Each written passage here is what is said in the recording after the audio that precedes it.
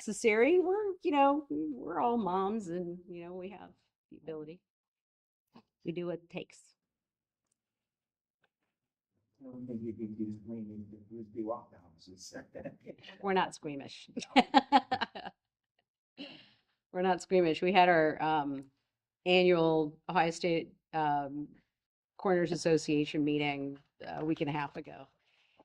You guys want to talk squeamish or gory, and yeah, and it's always a challenge. It's like, who's going to show the worst? It's like some sort of contest. Ugh. Anyway, it took a while for me to get used to that because I'm a radiologist. Everything in black and white on screen looks way better than everything in red in person. Well, ready? Ready. All right. Good morning, everybody. Thank you for coming at such short notice, and I know it was rather short notice. So first, I want to address having to cancel the press conference on Friday. As you know, we were served with grand jury subpoenas on Thursday, and in my 13 years as coroner, I've never been served with a grand jury subpoena. And I looked into it, and I believe, at least in the history of Hamilton County in the last 40 years, that hasn't happened to any of the coroners. So this was new territory. We had to learn some things. We had to consult some people. We had to ask a lot of questions. And so I decided putting off the press conference until we got some answers was the better way to handle things. So thank you for coming for the delayed press conference, shall we say, postponed. In the interim, I understand that some of the autopsy findings have been relayed to the public. And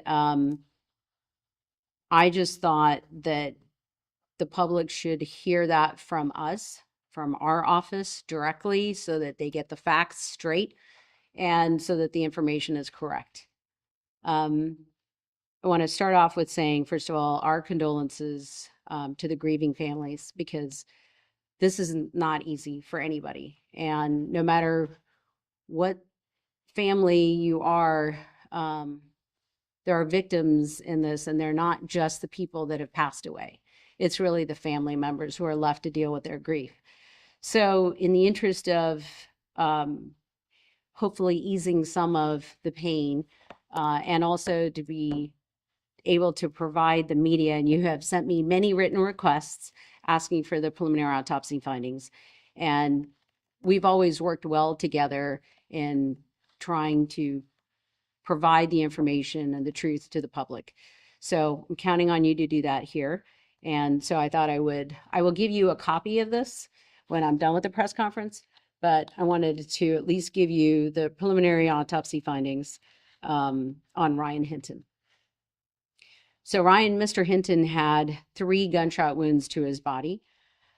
And this is in no particular order, but there was one in the left forearm, and there was an entrance wound and an exit wound, and it was soft tissue injury only. Did not contact any bone, and just skin wounds, entrance and exit. There was a second gunshot wound in the left lateral chest, so underneath the axilla, meaning the armpit, and that one did traverse the chest, and it did traverse through the left ventricle, and it exited the chest near the sternum. We believe that is the lethal wound. There was a third, basically just beneath the skin wound, and it was in the right posterolateral chest, adjacent to the shoulder, and it was soft tissue only. It traveled beneath the skin and ended just beneath the skull, and we were able to retrieve that bullet. So Mr. Hinton's cause of death is a gunshot wound to the torso. Left lateral chest, we believe, was the lethal wound. And his manner of death is homicide.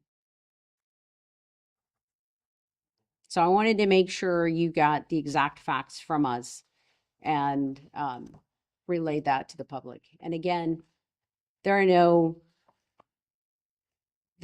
words to express our grief and our sorrow to the family members. And we hope that this provides some solace to know the actual facts. Be ready to take questions.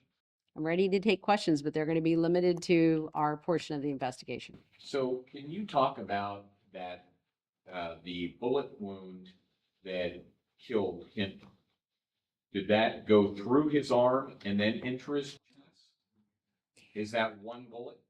There is a possibility that that could have been the same bullet, because when you're running, usually you've got your arms, contracted in a 90-degree elbow position, and you're running back and forth like this. So it's possible that the same bullet traversed the left forearm and into the left side of the chest. If the bullet that killed him went in his side and out his sternum, which is his chest, Mhm. does that mean he was shot from slightly behind? No, it was straight from the side. This is mid-lateral side. And if you're asking why did it go toward the front, it did contact a rib on the way. So, as you know, when projectiles, and you can talk to somebody who's a physics expert or a firearms expert, when they hit something solid, they tend to deflect. And did you recover that bullet or was it the other? That was the one you did not. Yeah, no, there were pieces of that bullet that we recovered, but not the entire bullet, no. And he basically bled to death then, then what happened? We didn't have a scene response. We only responded to the hospital, so I'm not sure what happened at the scene. So, The third bullet that you were able to retrieve from the Mhm. right posterolateral chest. no, I think he was it shot. was recovered from the neck, just below the skull. Because he was shot from the back. No, I said he was shot in the right posterolateral near the shoulder. Almost that angle that you see in that body cam. I can't I cannot comment on the body cam. First of all, there was so much motion, and I am not a body cam expert, and I get a little motion sick anyway, so that's not my cup of tea. So you're gonna have to ask somebody about the body cam footage. So can you then talk about where that bullet entered that body in plane speed and where it exited? It entered the side of the chest. It impacted the left seventh rib, and then it traveled through the left side of the chest, through the left ventricle, and then out the front. And then the other bullet, how would that bullet have in plane speed entered and exited? It entered, plain speaking, I mean, I'm a physician. This is right posterolateral chest is, near the shoulder, and then traveled up underneath the skin, and then ended at the base of the skull without impacting bone or anything along the way. It was all soft tissue beneath the skin. That would have had to be then as he was going down. You're going to have to talk to somebody about that, because again, I can't comment on the body cam footage or what position his body was in at the time. And I can't also tell you which gunshot wound preceded which. I don't know the order. I can just tell you the gunshot wounds there are 3 entrance wounds and 2 exit wounds. But it's possible that there were only two bullets that hit him. It's possible. What, Go ahead. from a legal perspective, what allows you to talk today that didn't allow you on Friday? I didn't know that I wasn't allowed on Friday, but I didn't have enough information, and that's why I had to postpone the press conference until I gathered some more information about what my requirements were with respect to the grand jury subpoena, and that's why I took the time to get the information before I proceeded with the press conference. So What does that mean that you got this subpoena then? I don't know what that means. I mean, it's a grand jury subpoena asking for materials, and like I said, I've never had one before in the office, so that's why I needed to find out what that meant. It didn't stop you from relaying any of this information then? Not today, but I didn't know what that meant when I received it, so I felt compelled to postpone it until I got some more information and then made a decision then to go ahead and move forward with the press conference. Does the reason why you wanted to hold this press conference, obviously you said it was to ease the pain of the grieving families. Does it also perhaps ease community tensions? Well, that is my hope. And I think in my 13 years of being in the office, being transparent with the public and the media with what we find and what we have found has been something that we routinely do. And that's part of what I've done in the office is I want to be transparent because I think you have a right to know, and I think the family has a right to know. And so we wanted to present you with the actual facts and not have conjecture out there with somebody saying this and somebody saying this, and and it's all confusing, and then the tensions are going up. So let me provide you with the actual facts, and that's what we are doing here. The other thing is that the family and the prosecutor's office have both been provided with what I'm going to be providing you. The family has also obtained their own private autopsy, so they have findings. They already know their findings. I'm sure that's been shared with them. So this is what we found in our office. What day do you report to the grand jury? I don't think I'm allowed to discuss that. Can you kind of just, like Dave, can you kind of point to where it is on the body? You know what? I didn't do the autopsy. So I'm looking at the report, and Is it gonna be on what you give us, like the exact spot where it is? no, we don't do diagrams or anything like that. I mean, that will be provided, 'Cause I'm sure, in court. Well, I'm not thinking like this area, and then the other one is like here or here. I'm a little confused on exactly where. This is what I got from our pathologist. So When did you finish the autopsy, and what was that communication with the police department, with them saying it was, through the chest, kind of where was the communication there, and what is going to be done moving forward so this doesn't happen again? well, this is why I ask that we provide the autopsy findings from our office so that you get the real facts. And how that was communicated to the police, I don't know. I'm not even sure if they were present at the autopsy. Actually, I haven't looked into it. The autopsy was performed the next day.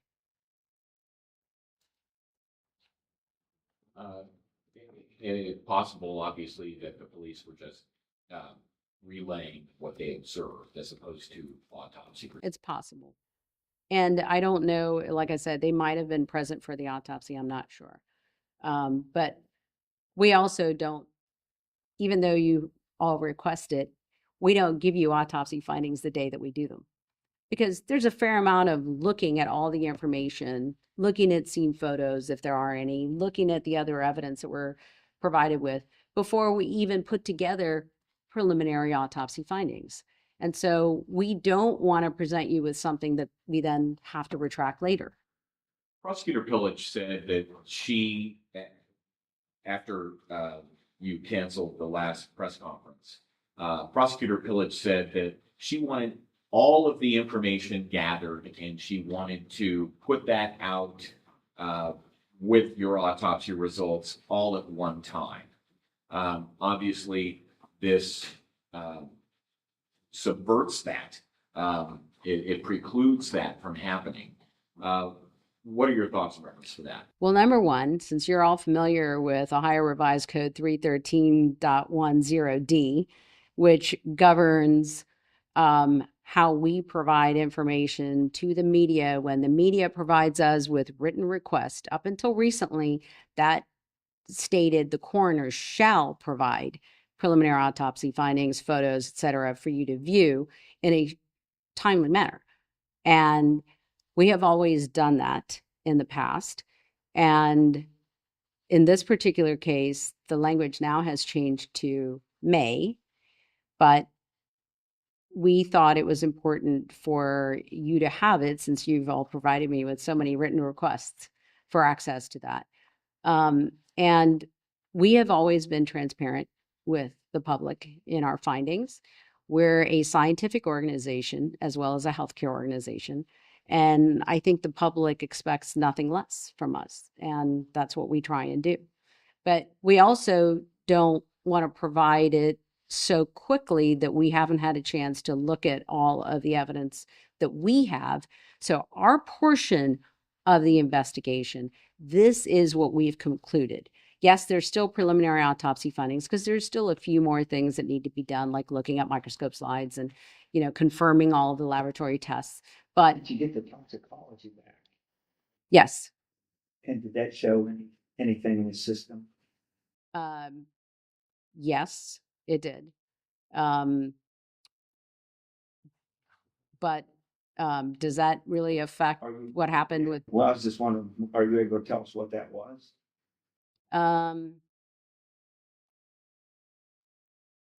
I would prefer to wait until we get the rest of the tests back.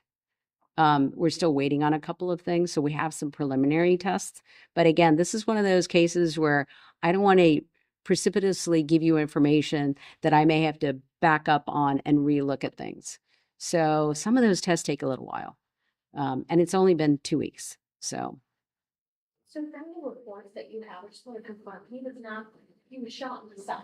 yes, And so it was, the fatal wound was one that came through the armpit, exited the sternum, so it was not shot in the chest or the back, it was all the side. just below the armpit. So that is still considered chest. It's just the side of the chest. Yeah. And then the other one, I'm a little still confused on the second one that hit him in the shoulder. Where did that enter? I said upper posterior, posterolateral chest. Yeah. I know you're going to have to go look it up. Yeah, exactly where that is. Go look it up. It's the back I'm of going to the keep it You're Yeah. saying back of the- posterolateral adjacent to the shoulder. Okay. And that was not the lethal wound. That was simply under the skin and traveled literally under the skin. And it was recovered at the base of the skull, but before it entered. Back to Connie Pillage's initial reaction to the press conference that had been called and then canceled. Are you afraid that having this press conference is going to in any way hamper the prosecutor's efforts? I am here simply presenting facts, and what I think this goes back to what we talked about just 2 weeks ago. The absolute need to have an independently elected coroner so that the public gets that information from us. I mean, I think over the last several days, all of these issues that have happened come up point out even more the importance of having an independently elected coroner. And, so if the public is watching this, please reach out to your Ohio senators to support Senator Blessing's amendment that he's introducing, removing the language of eliminating elected coroners and instead having them appointed by the commissioners. This is why you need to have us elected. This is why you need to have us elected so that you're hearing directly from us and you're getting the factual information. Do you worry it could taint a grand jury? I'm sorry? Do you worry it could taint a grand jury? With what I'm presenting? Yeah, more facts. Any more than anything else that's already been out in the press? These are just facts. They're going to get the facts anyway. They're going to be presented this. Absolutely. Probably even more, maybe. Oh, absolutely. They'll get the facts.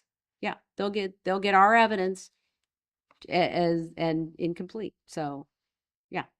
I'm not sure if your report would be able to identify this, but based on, would you be able to see if he was holding an object or a gun, or based on the indentations in the hands or anything like that? No, I mean, where guns are concerned, of course, we're going to check for gunshot residue on hands. But all that tells you, and this is something that, the public watches so many forensic shows. And I know everybody thinks if there's gunshot residue present, that means that they pulled the trigger. Well, it doesn't. It just means that they might have been in the vicinity of somebody that pulled the trigger. They might have been, even the same room, and it might have floated around. They might get a little gunshot residue. But yeah, it could indicate that somebody pulled the trigger too. We always check the hands. But that's if somebody pulled the trigger. But also, if you're shot and there's gunshot residue, there could be gunshot residue from that. So that's not exactly going to be accurate as far as looking at that information. Was the pathway of the gunshots consistent with him being in a certain position, whether it was him holding a gun, taking a bladed position as police or prosecutors have said. Is there anything that, We can't comment on that. I mean, it passed through his left forearm, so and the left side of his chest. So that would be where the bullet entered. And then it exited, it deflected off the seventh rib through, and then it exited near the sternum. So You said that, So, what additional information are we going to get from a final autopsy report? the laboratory tests, the toxicology reports, and anything else that we might find as far as, you know, medical issues that he's had, have detailed analysis of the organs, just to make sure that there aren't any other medical issues that he might have had that we would, of course, relay to the family that, if there's something there that looked like it was genetic, and that we would share that information with the family so that, they can have other people checked in the family. It's part of a routine autopsy to make sure that we're covering all the information that we can get. you said that you were not called to the scene but responded to the hospital. Is there any reason for that? Is that kind of Yeah, he was, typical? no, he was transported to the hospital in an attempt to save his life. So, and then he was pronounced there. So that's why we responded there. If that didn't happen and he was pronounced at the scene, we would have responded to the scene. So, It was that bullet when it clips that ventricle, that was probably the part of it that made this the fatal shot. correct. I mean, that's the part that did the most damage that would have been. Yes, that's the lethal wound. All right, I think we've exhausted all the details here. So if there aren't any more questions, I'm going to leave it at that. I do want to thank you all for coming, and thank you for being patient for my postponed press conference. But like I said, this was something that I had never experienced, and I, as an independent elected official, I did want to make sure that I was complying with the terms, and but wanted to still, I just felt it was important that with misinformation that might be out there in the public, that I give you the actual information. Thank you, Dr. Smith. Thank you. These are copies. We will get those to you.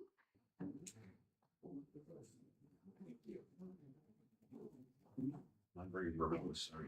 I am not verbose. As a radiologist, you know that I keep things very brief. My report. Well, if you ever saw my radiology